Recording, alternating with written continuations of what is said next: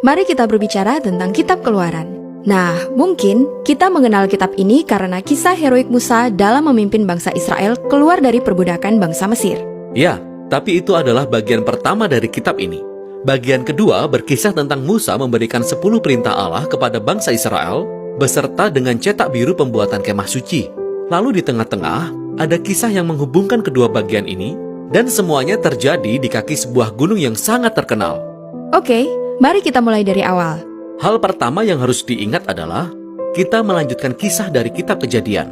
Ya, di kitab Kejadian, Allah berjanji kepada Abraham bahwa melalui keluarganya, semua bangsa di dunia akan diberkati. Dan kitab Kejadian ditutup dengan kisah keluarga Abraham yang berakhir di Mesir. Kisah Keluaran dimulai setelah 400 tahun berlalu. Keluarga Abraham ini telah berkembang menjadi sekumpulan besar orang yang disebut Israel. Tapi kemudian timbul masalah yang sangat besar karena bangsa Israel diperbudak oleh Raja Mesir yang bernama Fir'aun. Raja ini adalah kabar buruk. Ya, dia sangat buruk. Dia mengabaikan kemanusiaan mereka. Dia memperbudak mereka dengan brutal. Dia bahkan memerintahkan agar semua anak laki-laki bangsa Israel dibunuh dengan cara dibuang ke Sungai Nil. Dia ingin membinasakan umat Israel. Sejauh ini, dia adalah karakter terburuk dalam Alkitab.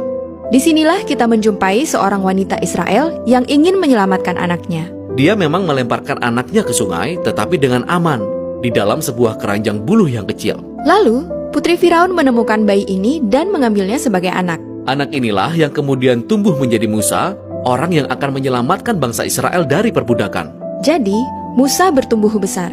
Dan suatu hari, dia memiliki perjumpaan yang aneh dengan Allah, di mana Allah datang dalam semak yang terbakar. Namun, sebenarnya semak itu tidak benar-benar terbakar. Dan Allah berbicara dari dalam semak. Dan dia menetapkan Musa sebagai orang yang akan membebaskan bangsa Israel. Lalu, Musa pergi menghadap Firaun dan menyampaikan pesan bahwa Allah ingin umatnya dibebaskan. Dan Fir'aun menertawakan Musa. Siapa itu Allah Yahweh?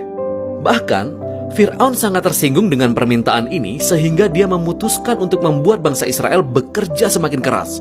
Musa yang patah semangat kembali menemui Allah dan berkata, "Dengar, rencana ini tidak akan berhasil." Tetapi Allah mengulangi janjinya untuk menyelamatkan mereka. Malahan, disinilah untuk pertama kalinya di dalam Alkitab kita mendengar kata penebusan. Secara harfiah itu berarti untuk membeli kemerdekaan seorang budak. Namun di sini, Allah memakai kata itu untuk menjelaskan apa yang akan dilakukannya bagi bangsa Israel yang dalam perbudakan. Dan Allah tahu bahwa Firaun akan menolak. Sehingga Allah mengirim 10 tulah yang berbeda-beda secara bergantian, seperti mengubah air menjadi darah, mengirim berbagai macam hama dan penyakit. Tulah ini sangat dahsyat. Ya, sangat dahsyat. Tapi yang perlu kita pahami adalah bahwa kisah ini menyajikan tindakan-tindakan keadilan Allah melawan salah satu penindas terburuk di dalam kisah Alkitab. Dan semua tindakan itu ditujukan untuk menyelamatkan orang-orang yang diperbudak dan untuk mengalahkan dewa-dewa Mesir. Semua ini mencapai puncaknya pada tulah ke-10, di mana Allah akan membunuh anak sulung di seluruh Mesir, di setiap rumah. Itu sangat mengerikan. Benar, tapi itu juga reaksi Allah karena Fir'aun telah membunuh anak-anak bangsa Israel. Nah, di kisah selanjutnya, tiba-tiba kita menemukan 2 pasal panjang yang berisi petunjuk-petunjuk terperinci untuk mengadakan pesta jamuan makan malam dan resep untuk memasak anak domba. Ya, tapi anak domba ini sangat penting. Allah memerintahkan bangsa Israel untuk memilih dan menyiapkannya untuk dimakan. Dan mereka harus mengambil darahnya dan menyapukannya pada ambang pintu rumah mereka. Setiap orang yang ada dalam rumah itu akan terhindar dari tulah terakhir ini.